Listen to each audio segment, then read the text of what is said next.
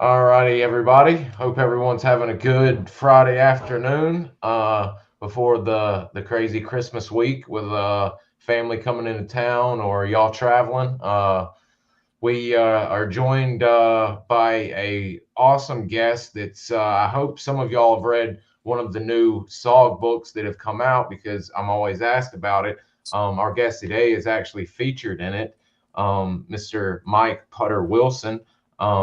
He flew with the 170th Bikinis, and he helped flew the guys in, inserted and extracted the recon teams out of Khartoum, CCC, FOB2. So today we're going to have some two very interesting uh, uh, tales about two missions, very big missions.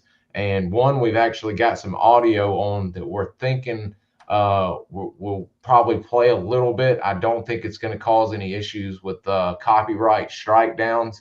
If it does, those that watch the replay might not hear the audio, they might can see it, but nonetheless, we've got a wonderful show. So, Mr. Mike, thanks for joining us, and the floor is yours, sir.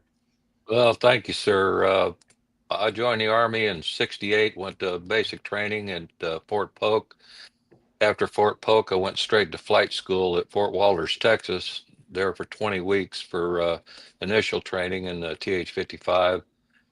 Then, when I left there in July, we were held over for 2 weeks because they were starting to slow down the number of pilots they were graduating. So they were starting to eliminate a lot more pilots out of the program. And so I stayed at Walters an extra couple of weeks, and then I went to Fort Rucker, Alabama. Half the class went to Fort Rucker, the other half went to Hunter Stewart, and got to Fort Rucker and went through the initial training in the UH-1, then instrument training, and then we went into tactics in the Huey. And then I took gunship training in Vietnam instead of slick training. Oh, And but I wanted slicks, but they put me in the gunships, which was a lot of fun in flight school. Left there, and I went to Fort Lewis to the 3rd ACR Armored Cavalry Regiment at Fort Lewis. I was there for 6 weeks, and then I got orders for Vietnam, and went over and was assigned to ended up in the 170th there at Khartoum. That was part of the 52nd Aviation Battalion, which was at Holloway where the Panthers were. And then went some training there with to get trained up to start flying with the bikinis, and the rest of the stuff was just a lot of fun and crazy stuff. now, when you joined, were you kind of wanting to join? Did you have a military family, or were you wanting to be the master of your own domain and not be drafted? Or Yeah, I wanted to fly since I was a little kid, and my next door neighbor, who was a retired Air Force pilot, buff pilot, B-52, he told me about the high school to flight school thing in the Army. So I went down and immediately was going to sign up for that. And they said, well, and I took all the physicals and the written tests and all that stuff, did great. And they said, okay, we'll send you to basic training. You can apply for flight school when you're in basic. I said, no, sir, you'll guarantee me a class date before I go in. So I got delayed about a year before I actually got the letter to I was guaranteed flight school, and then I went in November '68 or November '68 to basic training, man, and then on to flight school. wow, 1968. I guess I'm not sure where you're from, but the news was making it sound like 68. That was the time of the big anti-war movement and all that. Was that going around as you were joining up? Were the hippies, so to speak, getting out of hand at that point in time? Oh, absolutely, absolutely, and yeah, I had a little tiff with some of them when I got back from Vietnam in San Francisco when I got off the plane. There was a bunch of protesters there, a bunch of hippie kids, and we didn't have, terminals like we do now, and you just get off the plane and walk down the walkway outside. And I had one kid, he, of course, you heard all the baby killers and all that stuff. And one of them spit on me, and I turned around, cold cocked him. There was a cop standing about 10 feet away, and he just rolled his eyes and turned around. And and then I just continued walking in. Yeah, that was strange. That's identical to my father landing back in San Francisco and being spit on. He immediately cold cocked the guy that did it. The other two ran off, and there was, I think, a California state trooper there trying to recruit people, literally just getting off the plane. And he was like, "Hey, hey, hey!" And Dad thought he was getting arrested. He's like, "Hey, do you want to join the California Highway Patrol?" And he was like, "No, man, I've just gotten back from a wild experience. I need a little time to decompress." So you go through the pipeline of aviation, eventually ending up here in my neck of the woods at Fort Rucker, where there's a good write up in the book about Mr. Terry Crump, mentioning what all goes on here, and what went on. Sorry, I was getting a phone call. That's very rude. What went on back then, which still pretty much goes on today, because I'm seeing them constantly doing test flights and night flights and this and that, which is very interesting to be this close to the home of Army Aviation, if you will. Did you, because Mr. Terry, the book you're mentioned in was a Cobra pilot.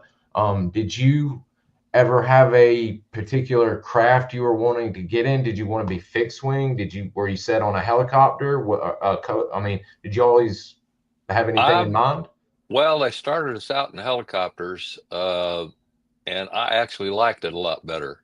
And I ended up getting a fixed wing transition when I came back to Fort Hood, because the unit I was in had some fixed wings. So I got my commercial instrument civilian, and then got a Army transition into fixed wing after that.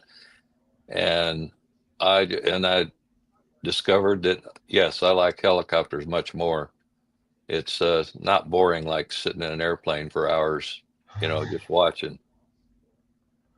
Did you, because I think I remember Mr. Terry's book, some of the, shall we say, the top, I forgot if it was the top 5 percentile of the class or what have you, they may have their choice of a particular model in the helicopter. Did you have that choice? Did you want to be a Cobra, or did you enjoy the Huey as soon as you got to fly the Huey? Or Oh, I enjoyed the Huey right off the bat, and I wanted to stay in it. How I got assigned to gunship in the Bravo model in flight school, I don't know. It just happened. But when I got to Vietnam, company commander noticed that I had gunship training in flight school and asked me if I wanted to go to the gunship platoon, the Buccaneers. I said, "No, sir. I want to fly slicks." He kind of looked at me strange and said, "Really?" I said, "Well, yeah, they shoot at those guys a lot more than they do the slicks." So I said, "I think I'll stay with the slicks." little did you know, when you land in Vietnam uh, uh, and you find out, or you're getting your duty assignment, and you find out you're going to be with the 170th. Did you know anything about the 170th, or did you have to wait till you got to Khartoum to kind of figure out what the unit was all about and everything? No, I knew very little. I didn't really know anything about the 170th or any kind of units over there. I'd heard some stuff in flight school, but I just knew when I'm going up there, that was in the area of Dak Siang, Nuyak, the big offensive that was going on up there just before I got there. And I said, "Oh boy, going right into the shit right off the bat." So, but fortunately, it had just ended when I got up to the unit in May. Yeah, I mean, Yeah. that's going to be I mean, well, even before that, early on, the hill battles of Dak To. Then you're going to have the Ben Het siege, the Dak Siang, the I think Dak Peck even what was attempted overrun. It's definitely that was definitely a hot area to be going in as a fresh guy flying helicopters. Well, I remember Doc Peck one mission because we didn't always fly. Uh, Most of my flying was with SOG, but our other mission was to resupply all the SF bases, the Special Forces bases. And I was taking turkey out to the Doc Peck on Thanksgiving Day, all a hot meal and all the fixings up there. We were taking it up to them. And I got in there, and of course I called him, and he said, "No, no contact had been there for a while." But as soon as I got close, yeah, it was not pretty, and I didn't have any gun cover. I was by myself, so I took a few hits, and I said, "Okay, that's it. I'm going back home. Sorry, guys." But it just happens. Yeah, I mean, a for trying at least. Heck, I mean, that's more than you can say for anybody else. I'm sure no one else had put the thought in. It's like, hey, I'm gonna try and get this out to the SF guys. Um, there you are in your bird right here. Is that's your co-pilot over here? No, that's MAGA, my gunner that sits on the right side of the helicopter in the Oh, back with his M60. oh wow. Once you make aircraft commander, they give you a specific helicopter with a tail number, and that's your bird, and you have the same crew chief and gunner whenever you fly as an aircraft commander. And the only thing that changes is the co-pilots. And Oh then, man. yeah, but later in before we stood down, almost all of our guys were aircraft commanders, so we were flying with each other, and you just pick who's going to be the aircraft commander for that day, and you use his bird, and vice versa. Wow, I can see crews getting extremely tight like that, and really almost like what each other's thinking. Like the guys on the ground really getting to know each other in the heat of the battle. That's really cool. I didn't realize you got your own bird when you became aircraft commander. That's really interesting. When you first got there, you mentioned getting to Khartoum. Where exactly were y'all at and the aircraft kept at? Where And do what?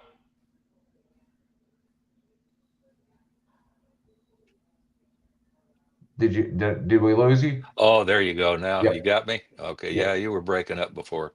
Okay. So I was gonna say when you first got into Khartoum and reported into the 170th, where were the birds kept at? Where was the Bikini base, so to speak? It was right next to the runway at Khartoum. They had a PSP runway where the C-130s, C-7s, and other stuff would come in for resupply for Khartoum, and we had all our revetments on the east side of the runway, and we had a tower there for them, and it was about from our hooch out to the aircraft. It was at least a quarter of a mile walk just to get to your aircraft. Wow. Okay. Jeez. And I didn't realize that they had an air unit so close to them. We knew, speaking to some of the fact pilots from the 219th, the Headhunters, Yeah, they were there for a little while until I guess their higher ups thought they were getting a little too rambunctious being around the SOG men too much and had them move down the road. yeah, that's um, probably a true statement. Yeah, yeah, I can see, especially from some of the photos, they fresh in country, and then after a few months of flying and being around them, it's quite the transformation on some of the guys. Absolutely. um, so did we were speaking offline about the 361st, the Pink Panthers being at Camp Holloway, and all of the gear, the maintenance, and all of that taking place there. We had a question come in, and I was curious about where did y'all have y'all's own maintenance bay and area to where your crew chief and maintenance men could work on y'all's birds there? Yes, we had a separate platoon for maintenance that they take care of all the major maintenance. Well, most of the major maintenance right there in Khartoum. But each aircraft had their own crew chief and gunner who would do the dailies and the post-flight inspections and making sure it was ready to go for the next day when we got back. And then of course, the pilots would do the pre-flight in the morning before we left. And of course, we crawled all over it looking for bullet holes when we got back, which was frequently. We've heard some harrowing tales and some high praise on the maintenance men and crew chiefs for all the work they did. I mean, geez, Louise, some of the stuff that they were able to do with some of y'all's battle damaged birds is like almost a miracle. Well, I do want to give my crew some real kudos. Give you a good example. When we go into an LZ, it's pretty tight, and most of the time it wasn't a set down. We'd have to either throw down the 100-foot ropes with the McGuire or Stalo rigs or ladders, and we'd have to go in down keyhole LZs, and you've got just very limited room on each side. There's the ladders right there, and you'd have to go down as close as you could get, and then they'd get on the ladders and hook up their D-rings or the ropes, and they'd hook up their D-rings, and we'd pull them out. But getting down was up to the crew chief and gunner because we could not see a lot of stuff. They would be out, hanging out the sides, looking below us, looking around us, looking at our tail, and they would guide us into an LZ down. They'd say, okay, come down, 5 feet, move your tail left, move your tail right, slide right. Okay, come on down some more. And I come back one day and I'm talking, I can't remember what team it was, and we're sitting around Doc Toe. And the 1-0 said, "Hey, Mike, do you know that your tail was between two bamboo trees?" And well, so yeah, probably. He says, it was a pretty tight LZ. He said, "No, you had about 5 to 6 feet on each side of your tail rotor." And I kind of looked at Kelly and Maga, and they said, "What? Did we tell you to move it? Did we tell you to move Oh, your tail?" And so that's how much trust we had between our crew chief and gunner and the pilots. You really, they were part of the crew big time. In addition to the maintenance, they had a tough job. that is, I mean, getting it in that bamboo, because we've heard a lot of tales of guys just bush hogging, and for y'all to get it in there right in between, I mean, perfect like that. That's I bet that was a sight to see for those recon men seeing that, and for your crew chief just seeing that and doing it. That's wild stuff right there. I've always been amazed at how you guys didn't blow more rotors and both tail and head rotors Oh yeah, getting down in there so tight like y'all did. I mean, it's oh yeah. We took out a few trees and had to change some blades occasionally, but what we didn't have too much of that, but we did. It happens. man, oh man. Uh, did when you first get there and check in and become a member of the 170th, how soon before you go out on your initial what I from uh, other aircraft units, your check-in flight or your familiarization flight, how soon before you are in the air with the unit?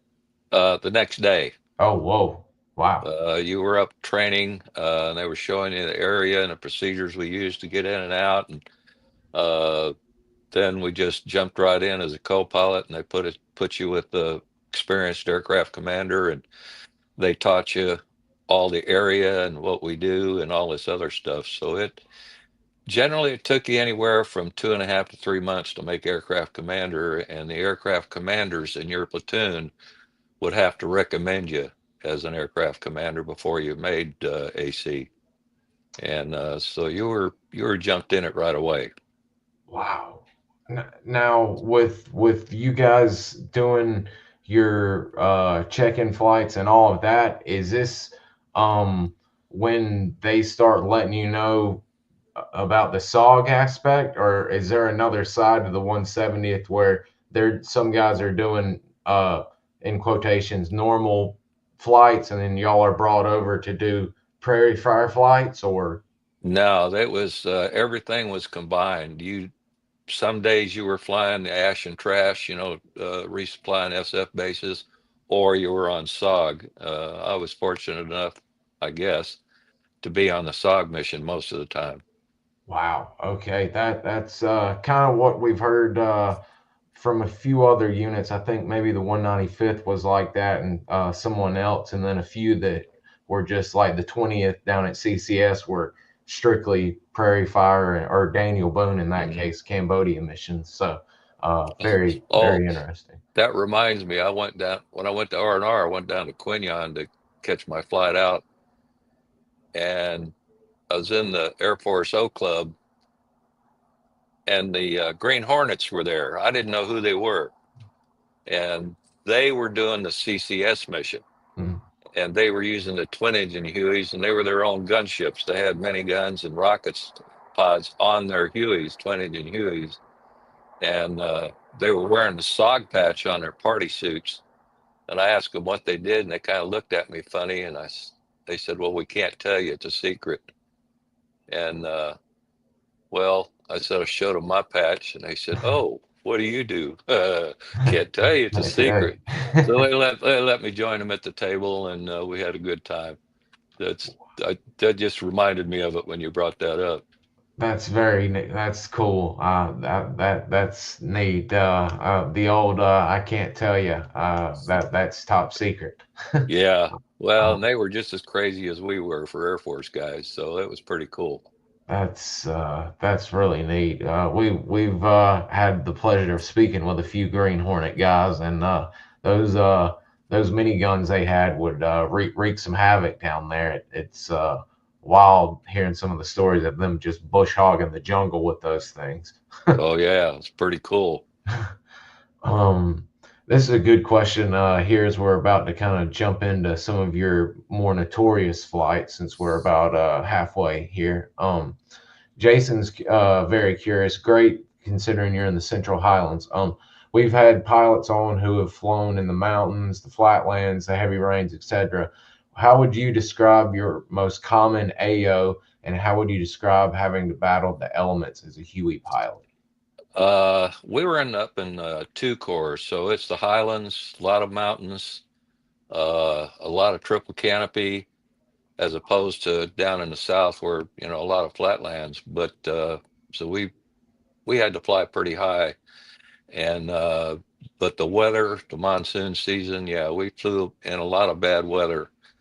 Uh, and we tried to go out when we had, when the guys were in trouble. We tried real hard to get out there, which meant sometimes, drying, flying treetop level and just going fast enough in the heavy rain or fog to just be able to see and stop before you hit something. And it you got pretty good at that stuff. One of the first aircraft commander I flew with mostly was Ken Knowlton, called him Rocky.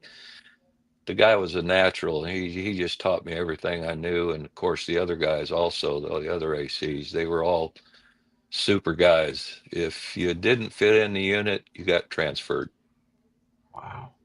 Another that's it seems to be a common thread with all of the air units with SOG, that the bonds and camaraderie within the units is second to none.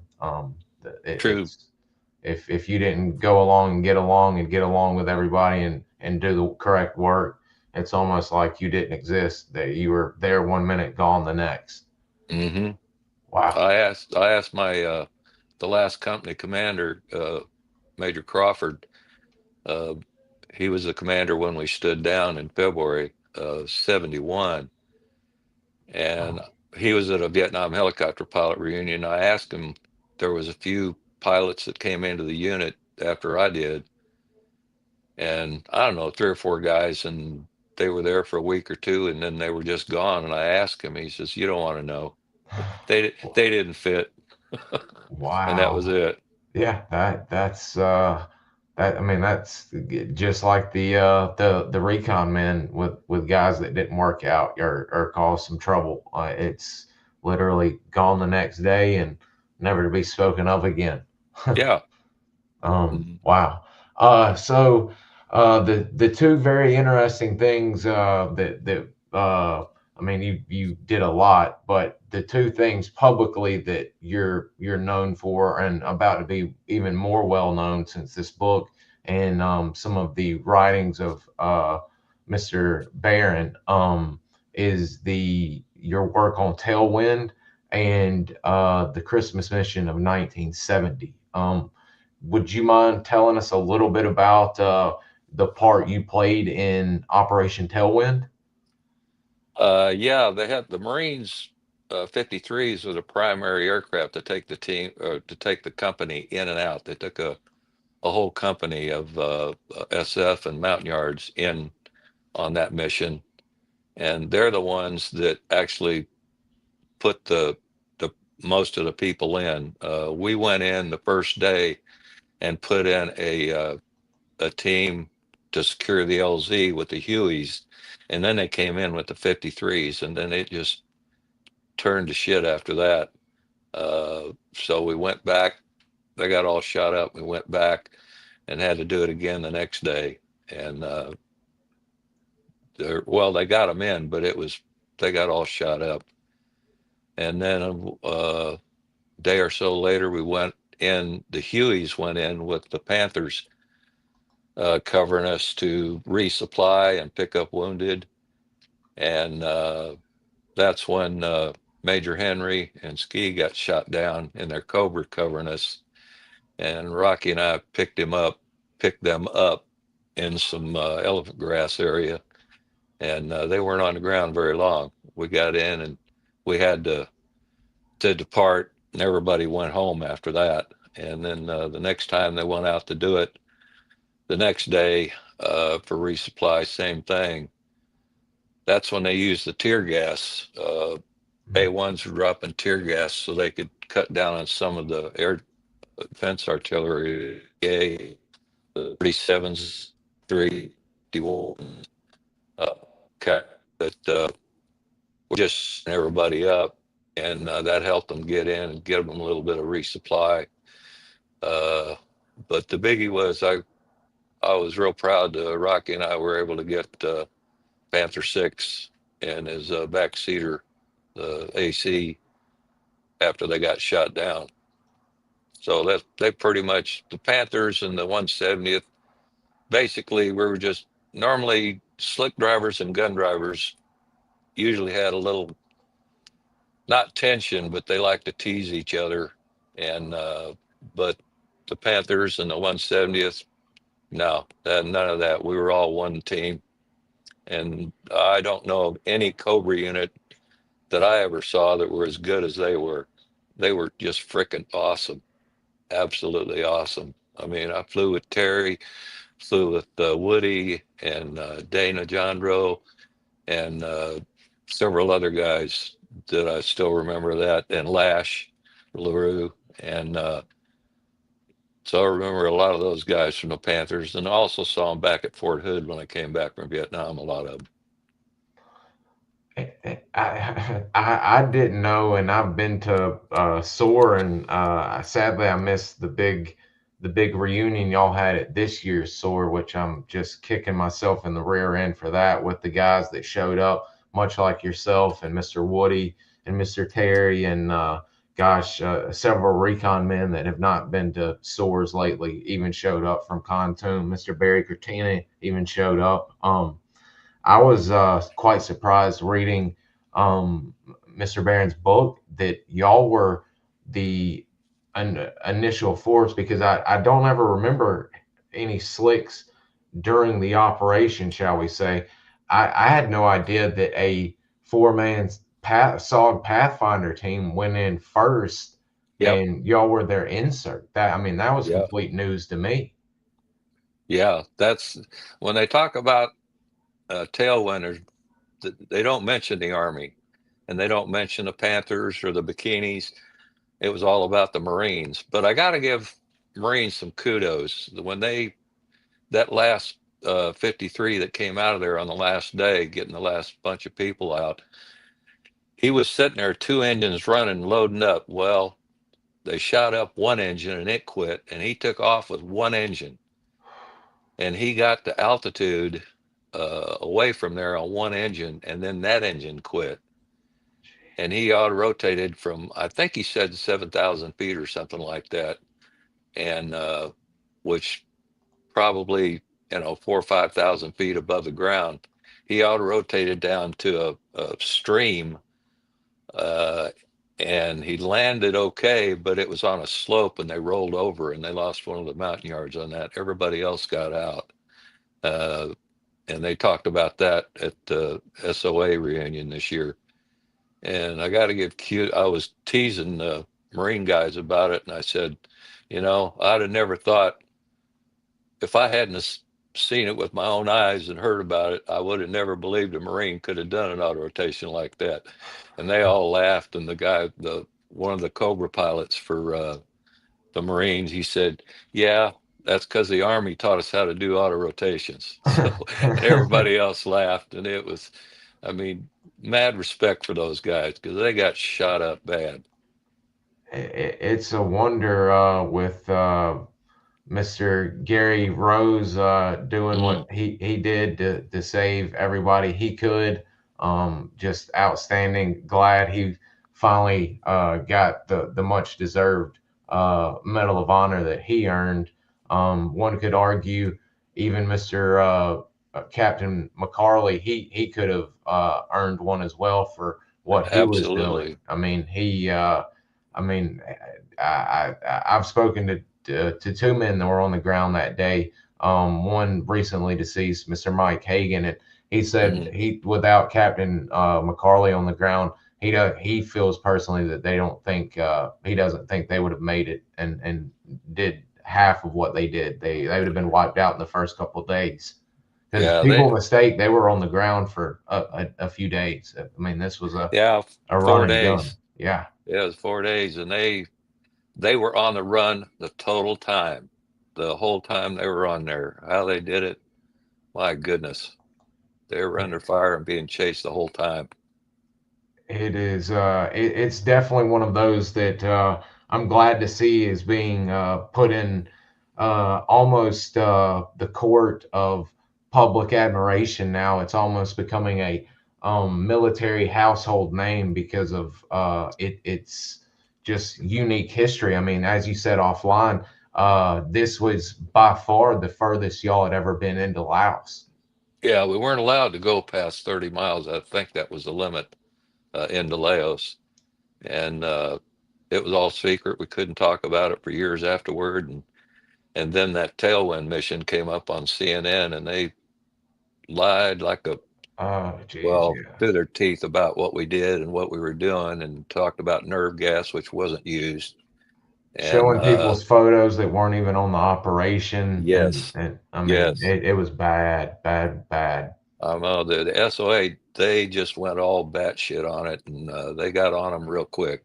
Oh yeah, they tore them a new butthole. A few of Yes, the they guys did. that were Mr. Moriarty from the Marine Corps Cobra side, and the werewolf Mike Shepard. He was uh, they're both lawyers, and I know they were in there, and they showed their teeth to CNN, and ended up settling. And I think Ted Turner even had to come out and make like a public apology, and I think the April and that British dude lost their job, so Yeah, they because cleaned house.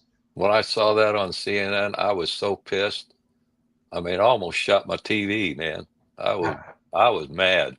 I can only imagine with the stuff that they were laying out in that with the American defectors and then the Yeah, nerve gas.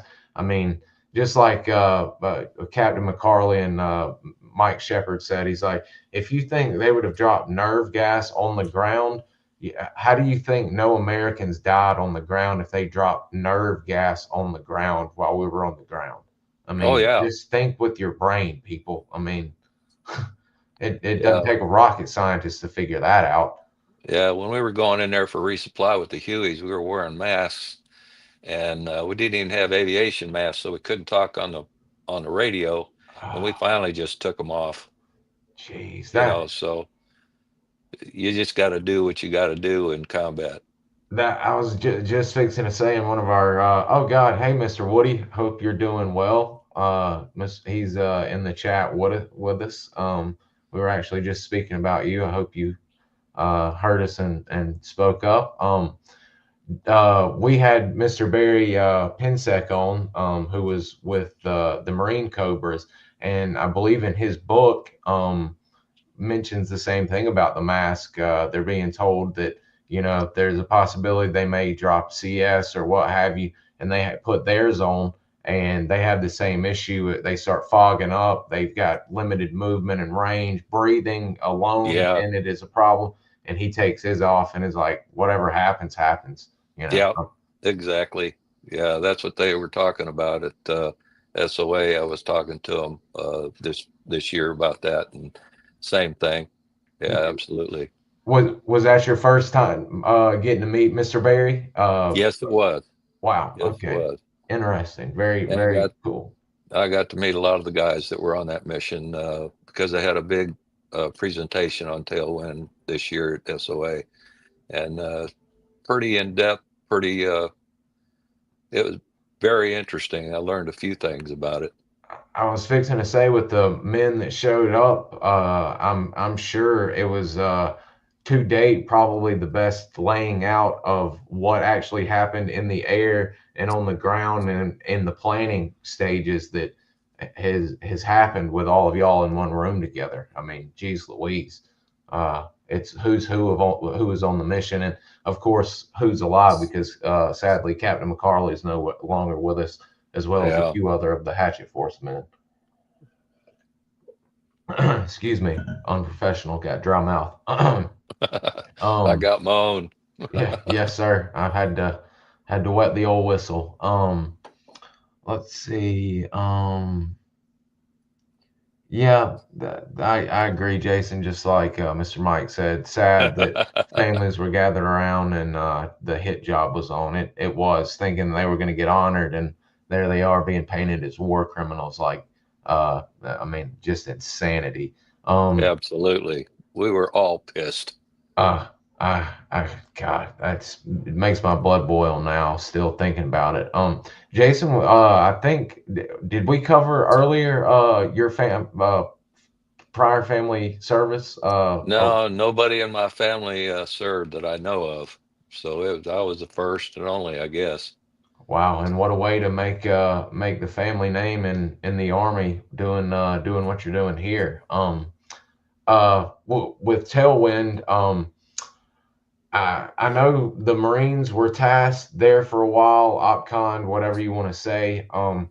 When after you did your Pathfinder insert, and got the guys back out and were doing the resupply, was there a certain point in time to where you were, shall we say, out of the mix and back to where everybody's Uh, listening in and all of that, or up oh geez, let me know when you can hear me clearly again.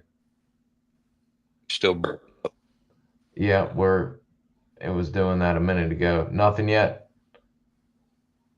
Hang on, let's see. Oh, there you go. I got you now. Okay, good. Uh, I was gonna say, oh yeah, was there a period of time during Tailwind after you inserted the Pathfinder team, got them out, and you were doing the resupplies? Was there a time where you were taken out of the game, shall we say, and went back to home base and was kind of listening in, or were you on standby, ready to go in if everything went wrong and they needed No, bright lights brought in, or yeah, everybody was on standby at Docto every day, but every night we would go back to the Hueys and the Cobras would go back to Khartoum and Holloway, and the Marines went back to their home base, and then they came back the next morning. So okay. but we were on standby throughout the day when they were out there. Okay, that would make sense because heck, if they were back at Da Nang or what have you, and y'all were, not just sitting around at Khartoum and not quite ready. I'd take even further as far as they were into Laos to get to them. Oh Yeah, man, our standard unit when we went to SOG every day, we'd go over to the CCC and get our briefings about what we're going to do that day, if anything, and then everybody'd go to Khartoum. And generally, it was 4 Panther Cobras and 6 BIKINI Hueys that work for them every day. jeez Louise, that's a lot of firepower coming in there. I've been reading about with the Cobras and guys. The name of the book is it was my turn. I'll end up linking that in the show notes, and it is absolutely That, fantastic book. I mean, yeah, I've not read a better Cobra book. And yeah, it covers a lot of Terry stuff, but it also covers a lot of what the guys did in the air and what a lot of guys did on the ground. So you got kind of the whole picture of SOG. a lot of Uh, names that y'all recognize. Everybody will recognize. Absolutely, yeah. And a few big names like Mr. Mike's that you'll start learning and figuring out who's who. Um, oh, that's a great question, Jason. By chance, did you happen to ever figure out who was on that initial Pathfinder team? No, I don't remember any of the guys that were on the team. I'm having a senior moment, so yeah, I can't remember it. See, I've never even heard of it, so maybe I can start asking some of the SOA guys and see if they can ask around and see because that I'd be really interested to know who was trusted enough, shall we say, to be the first 4 or 5 guys on the ground before the insert team. I bet that had to be a pucker factor, not only for you guys, but them as well being dropped Well, in. yeah, well, they didn't shoot at us when we put the Pathfinders in, Wow. and it was fine. And at the SOA reunion, I was teasing Marine guys. Said, it was just fine. And when we left, Till it you turned guys showed up. and then you guys showed up, and the whole world opened up on their poor ass. It was those guys, man. They took a lot of shit. Man, that They got is, I shut up. mean, that is a hell of a gun battle from the ground and for all y'all in the air. I mean, Oh just yeah, and we lost a car at Doc. Well, we stand by out. We got there. Oh, hit one Cobras mm, and almost uh, destroyed, and it just burned the ground. Didn't lose any else, or didn't lose anybody in mortars, but that I knew we get just 120 millimeter rocks and mortar fire case knocked whoever. So, but now bigger chips, yes, they open up. and I think Mr. Mr. Break. Baron says that saves a guy's life when they were running to get in the Cobra, and one of them goes to Yeah. the ditch, one goes to the bird, and they Yep. don't lift off. And he thinks if they would have, it would have probably blown them out of the sky. Oh yeah, it would have, because they hit real close, took that Cobra out, and he was real close. Because when we start getting mortared, we're all set up. All our switches are set up. All we got to do, we don't even strap in. The first guy in the aircraft, either the pilot or the co-pilot, jumps in, puts a battery on, pulls the trigger, and get the RPM up. And as soon as you get the RPM up, you take off. Whoever is at the controls, and then you strap in later, and you can get off pretty quick that way. So all the Panthers and the Bikinis got off the ground pretty quick. So the 53s and the the the Marine Cobras got off a little bit later. Oh man, wow. Mr. As we're getting here towards the end, towards the last mission, Mr. Woody was curious. He's saying he's still in the hospital, which I hope he's doing a little bit better. Did Mike talk about saving our CO? Yeah, I did. And Rocky Knowlton, we were both ACs at the time. So Ken Knowlton called him Rocky Flying Squirrel. guy could fly. And he was in the left seat and I was in the right seat. So I was a co-pilot that day. And so he went in and picked up Major Henry, and the ski, I think, was in the back seat. And yeah, that we didn't waste any time. And his wingman was covering us as we went in to pick up the CO. So it was exciting. I mean, the guys on the ground can't believe they didn't lose more men to what they were doing, but as many shots as y'all were taking and as many birds went down, I can't believe y'all were in the right place at the right time to literally almost be there where the guys went down on the ground to get pilots off the ground when they went down. Well, we were going in to drop off, resupply, and pick up wounded, and the Panthers were in their racetrack pattern covering us as we went in. So one of them's covering us when we're going in, the other Cobra's outbound. And when the first Cobra makes his break to go outbound, the other one's already turned in to cover him. So that Cobra was right in front of us when I saw probably a 23 lit up the right side of the helicopter and took out both hydraulic systems. And then he just, in a slow turn, went into the ground, and they both got out somehow. Holy cow. So we followed them in. They weren't on the ground very long. And I mean, And Cobras, are tiny. I mean, I always thought a Cobra was like, I mean, not as big as a Huey, width wise, but at least something. But I mean, that's claustrophobic inducing being inside a Cobra. I mean, nah, that, well, not for most people. Well, not for the guys that flew it anyway. oh no, they absolutely loved them. I mean, Oh like Mr. yeah. Woody, I've seen a few photos in there of him, and I'm like, gosh, that's awful snug. It looks like. Well, I'm 6'2", and it was a little bit tight in a Cobra. Actually flew Cobras later on in the Texas National Guard, Oh, and then Apaches after that here in Houston. wow. And so yeah, it was a relatively tight cockpit. The Apache, on the other hand, lots of room. Oh yeah, I don't think we've had any Apache guys on before. I would like to speak to some of them.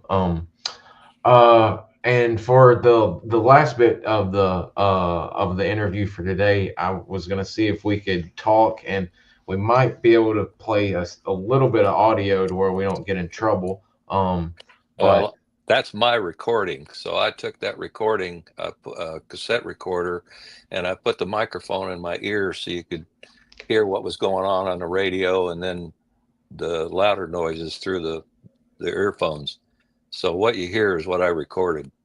that is amazing, the clarity off of that with you doing it that way. And I mean, the technology back then, I mean, because I mean, I mean, of course, there's subtitles on the screen, but you could still make out what y'all are saying. It's not like any recording I've ever heard in my life.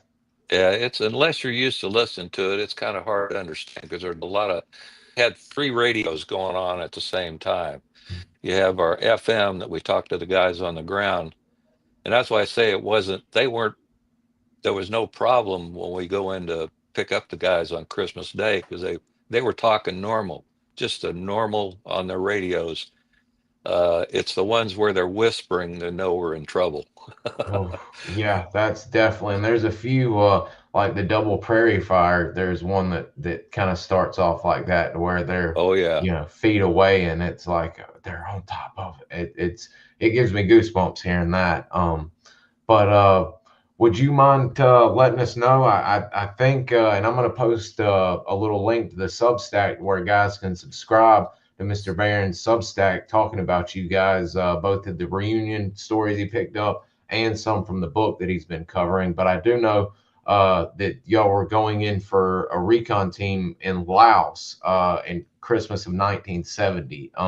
Can you kind of let us know what's going on that operation? Yeah, they were been out there a few days, and it was Christmas Day. They weren't in contact, so they decided to bring them back in for Christmas dinner. We weren't expecting much, but we knew it was possible because it was in the area of the Bra, which is a pretty heavily defended area of Laos on the trails. And so when we went in, lead got shot up, lead Huey, and I was his wingman guiding him into the LZ, and he took a 50 cal in the transmission, and he was able to get it back to Leghorn, which was right on the tri border. And when he shut down on Leghorn radio relay site for Special Forces, that rotor stopped pretty quick after he shut the engine down. So he didn't have much more time for that rotor to stop in midair. And then we all formed up and went back out.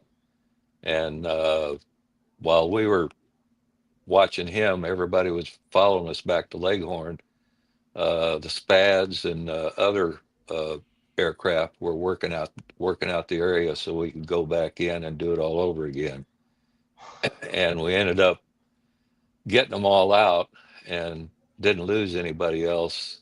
Took a few hits, but I was at 5,000 feet vectoring the next helicopter in to pick up the team, because the procedure was we were like 5,000 feet above the ground, and he'd start down and he would circle descending to get to the ground as quick as possible, and then they'd low level into the LZ, and the vector ship, which I was doing, I would vector him into the landing zone because he couldn't see, he was low level.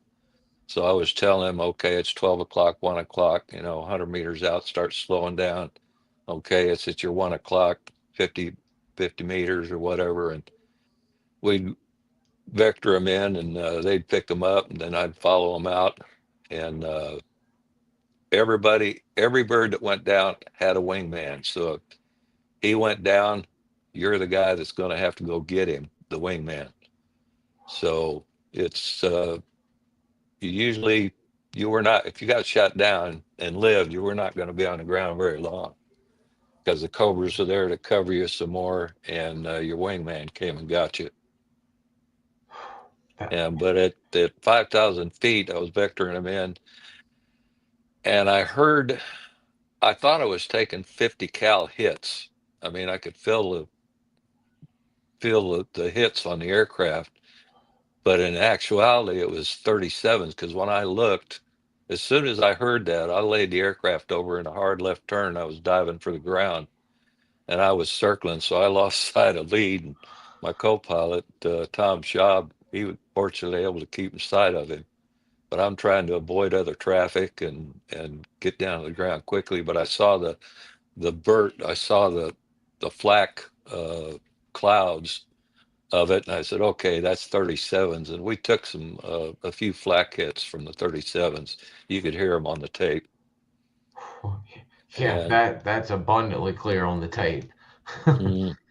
So that was kind of exciting. Brillo, Tom, my co-pilot, said, looked like they're, what was it, oranges or some watermelons going up through the rotor system from the tracers. Some of the guys have always said flaming basketballs coming at you. It looked that's like what it was. just like, Yep. geez Louise. I didn't see that because I was in the left seat and it was mostly on the right side. And Tom, he saw him, and he said, "Holy shit." I can't imagine I mean, you're almost like a fighter pilot at that time, getting away from a missile being fired or something. I mean, that's great. And it didn't really I mean, it was crazy considering a bird was getting shot, but when y'all got the recon team is when it really, really seemed to get hot. Yeah. Well, the Spads were working out in addition to the Panthers. So we got some cover when we finally got out of there, and it cooled down a little, but we were still taking hits. What was do you happen to remember the size of the team? Was it a 6-man, 8-man? I think it was a 7 or 8-man team. Oh, if I definitely remember two correctly. birds. Yeah. So definitely two birds. That's why we had 6, because sometimes you could only get 4 out at a time, 3 or 4 out, because sometimes if you're pulling them out on strings, you can only get 3. And if you're pulling them out on ladders, it's usually 3, sometimes 4. That's why you had 6 aircraft. You had 3 to go in and 3 to as their wingman. So it got exciting. Do you happen to think that the guys just happened to be in a bad area, thinking it looked good to go for an extract, or do you think maybe the NVA had followed them or pushed them in that direction to where all these 37s and 23s were? Or they were not in contact. They were not being chased, and they didn't think that there was anybody close to them. But when the helicopters came in, that's when all the ADA started. That's because they're further away and they can see the helicopters. So that's when they opened up. That's a pretty heavily defended area anyway in the Bra area.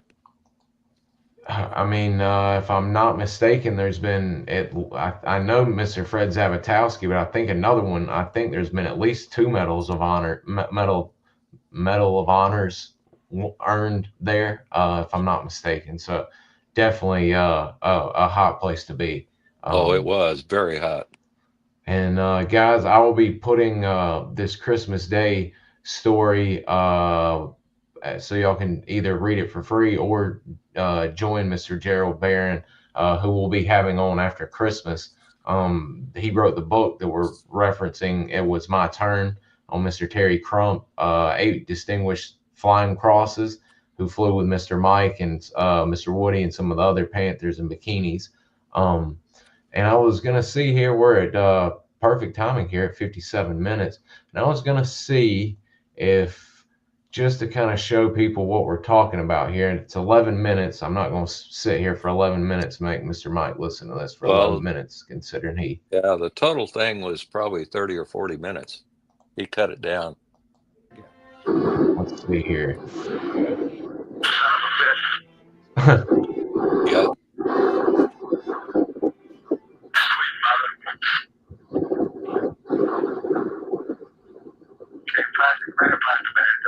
It's about to pick up big time. Okay, it looks sweet. They after we're out of gunfire. Yeah. First smoke we had I know where they get the freak. Yeah, I'll have this freak. Okay, that's covered. I keep on going. Leghorn, I got that's what I got. Shit. Yeah, put this thing on Leghorn. I got a fucking 50 cal. I took this mission. Okay, real fine. I'll be right back. The one zero. Yeah,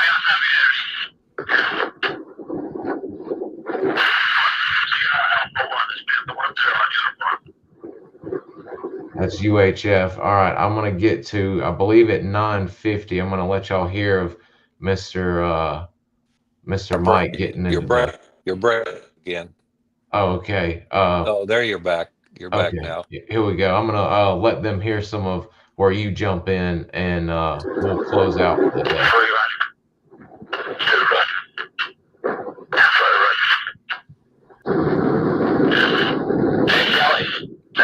You're right, Charlie gave us Christmas present.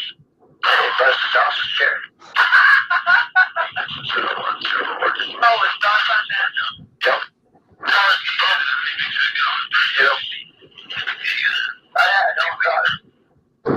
Okay, we got a Cobra right below us, breaking in on the oil. Yeah, I got him precise. We flew back over to the left. And Porche is straight up.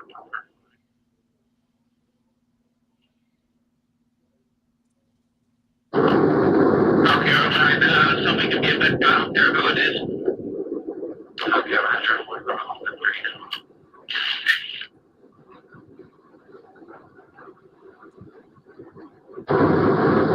That's minutes out there, guys. Back at 9 o'clock coming in. Had a bunch of aircraft in the air.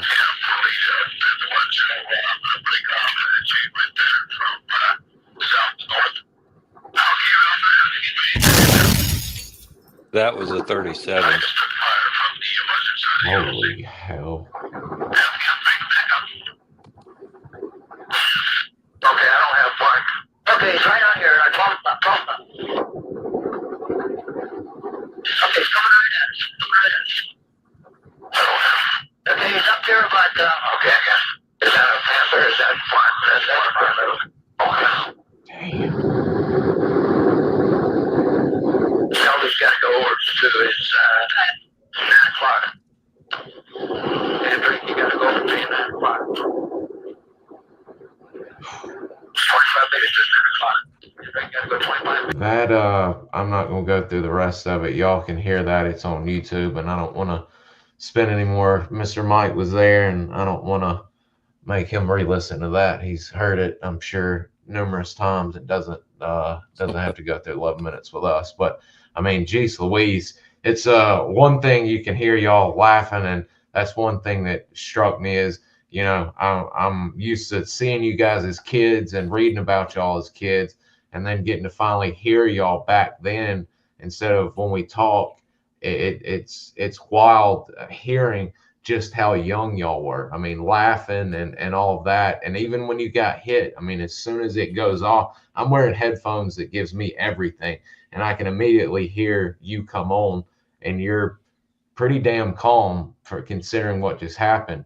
I mean, what's that like for you, getting hit, and not only getting hit, but maneuvering out and guiding in the other chopper to get the rest of the team the heck out of there? You're just reacting. You don't really think of that. I mean, most of us think, well, it's going to be the other guy, not me. And you just continue on. Besides, if you start squealing like a little girl, you're going to get harassed when you get home. So it's kind of a thing of pride. Keep cool, you know, even if you're not, because your brain's going like 800 miles an hour. But you just do what has to be done. It's the job.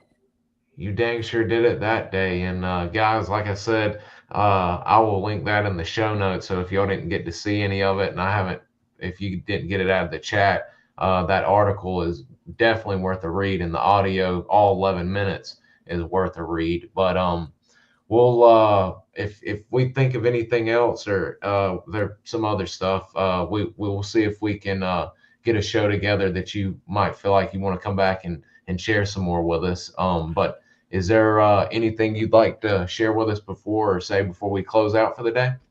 Yeah, I'd just like to give kudos to the Panthers. They bent over backwards to cover us. I mean, I know for a fact they have made dry runs because they're Winchester. They got no ammo, and they're making dry runs to take fire away from us. I mean, I know Woody's done it. No Lash has done it. Terry's done it at one time or another. And it's just what they do. Those guys were awesome. And guys, that book, It Was My Turn. I knew from talking to Mr. Woody and some of the other Panthers, that's a great bikini photo with early SOG team here. I knew the Panthers were doing a lot of combat operations and a lot of stuff with SOG, but I had no idea that you guys were on so much, both the bikinis and the Pink Panthers, because I mean, you guys were a part of Operation Tailwind, I think Operation Nightcap, some of the Halo operations. I mean, y'all were in it all when it came to CCC. I mean, it's a lot of stuff y'all should be proud of to hang your hat on. Well, thank you. Yes, sir.